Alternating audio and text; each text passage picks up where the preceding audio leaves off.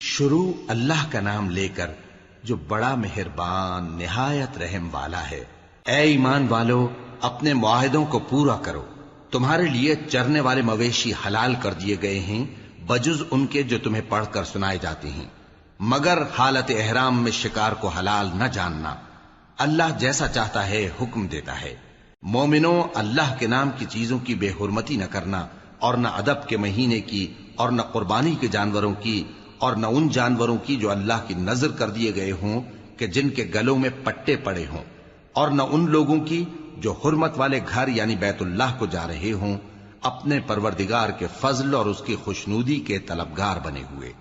اور جب احرام اتار دو تو پھر اختیار ہے کہ شکار کرو، اور کچھ لوگوں کی دشمنی اس وجہ سے کہ انہوں نے تم کو مسجد حرام سے روکا تھا، تمہیں اس بات پر آمادہ نہ کر دے کہ تم زیادتی کرنے لگو۔ اور دیکھو، نیکی اور پرہیزگاری کے کاموں میں ایک دوسرے کی مدد کیا کرو، اور گناہ اور ظلم کی باتوں میں کسی کے ساتھ تعاون نہ کرو، اور اللہ سے ڈرتے رہو۔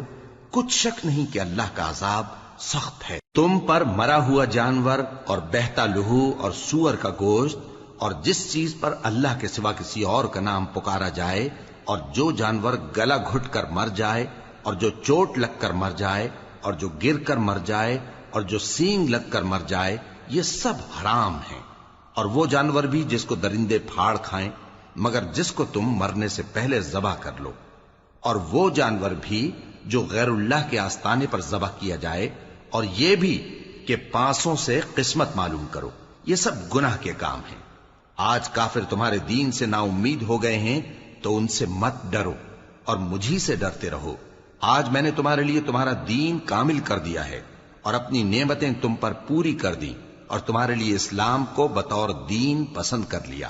ہاں، جو شخص بھوک میں ناچار ہو جائے بشرطے کہ گناہ کی طرف مائل نہ ہو، تو اللہ بخشنے والا ہے، بڑا مہربان ہے۔ اے نبی،